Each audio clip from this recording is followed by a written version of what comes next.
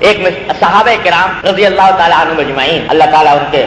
نقش قدم پر ہمیں چلنے کی توفیق عطا فرمائے۔ ان حضرات کو دیکھیے کہ انہوں نے نبی کریم صلی اللہ علیہ وسلم کی محبت کا کیا حق ادا کیا، کس طرح مثالیں دیکھیے ان کی زندگی کے اندر، کیا عجیب و غریب محبت کا نمونہ صحابہ کرام نے پیش کیا ہے کہ حضور اقدس صلی اللہ علیہ وسلم نے جو بات فرما دی زبان سے یا کر کے دکھا دی، تو کبھی یہ سوال دل میں پیدا نہیں ہوا کہ اس کے پیچھے فلسفہ کیا ہے، اس کے پیچھے حکمت کیا ہے، مصلحت کیا ہے۔ بس ہمارے آقا کا یہ طریقہ ہے، ہمیں ہر حال میں اس کی پیروی کریں۔ حضرت عبداللہ بن مسعود رضی اللہ تعالیٰ عنہ، آپ نے نام سنا ہوگا، وہ صحابی ہیں، حضرت صلی اللہ علیہ وسلم کے وہ صحابی ہیں جو سابقین اولین میں سے ہیں، بالکل ابتدا میں اسلام لائے اور حبشہ کی طرف ہجرت بھی کی، مدینہ منورہ کی طرف بھی ہجرت کی، 2 ہجرتیں کرنے والے، اور وہ صحابی ہیں جن کے بارے میں بعد کے تمام علماء اس بات پر متفق ہیں کہ یہ افقہ الصحابہ ہیں، یعنی تمام صحابہ کرام میں سب سے زیادہ فقیہ۔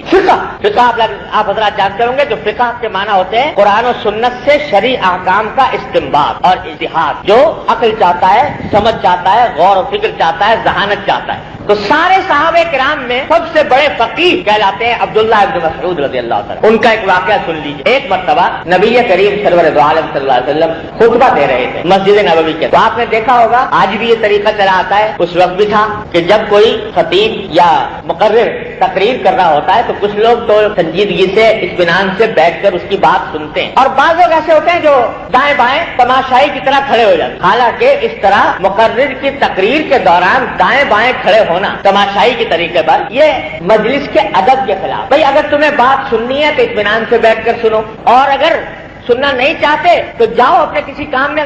بیٹھ جائیے۔ تو میری جرت نہیں ہوئی کہ میں ایک قدم آگے بڑھاؤں، حضور اقدس فرمائے کہ بیٹھ جائیے اور میں چلتا رہوں، یہ میری جرت نہیں تھی۔ محبت نبی کریم صلی اللہ علیہ وسلم کے ساتھ محبت کا تقاضا یہ تھا کہ جب کان میں پڑ گئی بات تو اس کے بعد اس کے اوپر عمل کرنے میں ایک لمحے کی بھی تاخیر، یہ ہے محبت کرنے والے نبی کریم صلی اللہ علیہ وسلم۔ ورنہ عقلی تعویلات بے شمار ہوتے اور یہ عقلی تعویلات اتنی غلط بھی نہ ہوتی، لیکن محبت کا تقاضا یہ تھا کہ محبوب کے زبان سے یہ کلمہ نکلا ہے تو اس کے بعد ایک لمحے بھی اس میں تاخیر نہ ہو۔ حضرت عثمان ابن عفان رضی اللہ تعالی عنہ، حضرت صلی اللہ علیہ وسلم کے تیسرے خلیفہ، اور یہ بھی سابقین اولین میں سے ہیں، 10 مبشرہ میں سے۔ آپ نے اگر سیرت کا مطالعہ کیا ہو تو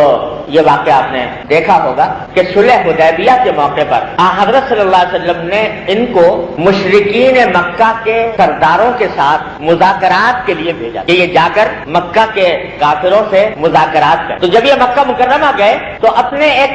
ایک چچا زاد بھائی کے گھر میں ٹھہرے، اور صبح کو جب مشرکین مکہ سے مذاکرات کے لیے جانے لگے تو ان کے چچا زاد بھائی نے ایک مشورہ دیا ان کو۔ مشورہ یہ دیا کہ جناب آپ ان مکہ مکرمہ کے بڑے بڑے سرداروں کے ساتھ مذاکرات کے لیے جا رہے ہیں، اور آپ نے جو ازار پہنا ہوا ہے، اس زمانے میں ازار کے معنی ہے تیبند، تو وہ تیبند پہننے کا عام رواج تھا، اور یہ جو تیبند آپ نے پہنا ہوا ہے ازار، یہ ٹخنوں سے بہت اونچا ہے، اور مکہ مکرمہ کے سرداروں میں یہ بات بڑی مشہور ہے کہ جس کا ازار وہ ٹخنوں سے اونچا ہو اس کو وہ حقارت کی نگاہ سے دیکھ، اچھا نہیں سمجھ، عزت نہیں کرتے۔ ان کے ہاں تو عزت کا معیار یہ ہے کہ جتنا زمین پہ لٹکا ہوا ہو تیبند، اتنا ہی وہ آدمی زیادہ معزز اور زیادہ مکرم سمجھا جاتا ہے۔ جاہلیت کے زمانے میں ایک شاعر گزرا ہے، وہ یہ جاہلیت کے جو شعراء ہوتے تھے یہ اپنے مفاخر اور اپنے فضائل اور اپنے بڑائیاں بہت بیان کیا کرتے تھے۔ تو ایک شعر کے اندر اس نے اپنی بڑائی بیان کی ہے کہ وہ کہتا ہے اپنی بڑائی بیان کرتے ہوئے کہ اذا مصطبحت اربعا خط میزری، جب میں صبح کو شراب کے 4 جام چڑھا کر نکلتا ہوں تو میرا جو ازار ہے وہ زمین پر لکیریں بناتا ہوا جاتا ہے، یعنی اتنا نیچا ازار پہنتا ہوں کہ زمین پر لکیریں بنتی چلی جاتی۔ یہ اس کی عزت کی نشانی، یہ اس کے فخر کی بات تھی جو اس نے ذکر کی۔ تو مشرکین مکہ میں یہ بات مشہور تھی کہ بھئی یہ ٹخنوں سے اونچا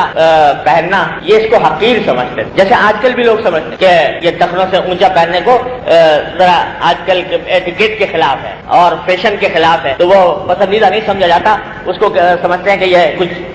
دقیانوسی قسم کا بیکورڈ آدمی ہے اور یہ اچھا نظروں سے اس کو نہیں دیکھا جاتا۔ یہی صورت جاہلیت میں بھی تھی۔ تو حضرت عثمان رضی اللہ تعالیٰ عنہ سے ان کے چچازاد بھائی نے کہا کہ جناب آپ اتنے بڑے مشن پر جا رہے ہیں کہ حضور اقدس صلی اللہ علیہ وسلم کی طرف سے مذاکرات کرنے جا رہے ہیں کفار مکہ کے ساتھ، اور اس حالت میں جا رہے ہیں کہ وہ آپ کو دیکھیں گے تو آپ کو حقیر سمجھیں گے، ذلیل سمجھیں گے، کیونکہ آپ کا اظہار ٹکروں سے بلند ہے۔ تو یہ ذرا موقع کی حکمت کا تقاضا یہ ہے، حکمت عملی کا، کہ اس موقع کے اوپر آپ ذرا اظہار نیچا کر لیجیے تاکہ وہ آپ کو حقیر نہ سمجھے، ذلیل نہ سمجھے، مذاق نہ اڑائیں، بے عزتی نہ کریں۔ بات ڈھنگ سے سنیں آپ۔ یہ وہ مصلحت تھی جو انہوں نے مشورے کے طور پر حضرت عثمان سے کہی رضی اللہ تعالیٰ، لیکن جواب میں حضرت عثمان ابن عفان رضی اللہ تعالیٰ نے فرمایا کہ لا ہاکذا عزرت صاحبنا صلی اللہ علیہ وسلم، میں اپنے اظہار کو نیچے نہیں کر سکتا، اس واسطے کہ ہمارے آقا محمد مصطفیٰ صلی اللہ علیہ وسلم کی اظہار ایسی ہوتی ہے۔ اب میں ان کے پاس اسی حالت میں جاؤں گا، وہ عزت کرے تو، ذلیل سمجھے تو، حقیر سمجھے تو، مجھے تو رسول اللہ صلی اللہ علیہ وسلم کی سنت کا پاس کرنا ہے، اور یہی میری محبت کا تقاضا ہے، یہ میرے ایمان کا تقاضا، میں نہیں کروں۔ چنانچہ گئے اور جا کر اسی حالت میں مذاکرات کیے، اسی حالت کے اندر ان سے گفتگو کی۔ کوئی سمجھتا ہے حقیر تو سمجھا کرے، کوئی مذاق اڑاتا ہے تو اڑایا کرے۔ ہمارے دل و دماغ میں تو ایک ہی ادا بھا گئی ہے، اور وہ ہے محمد رسول اللہ صلی اللہ علیہ وسلم کی ادا، اور یہ ادا کسی ایک چیز میں نہیں، زندگی کے ہر شعبے میں۔ اس واسطے ہم تو اس سے ہٹنے والے نہیں۔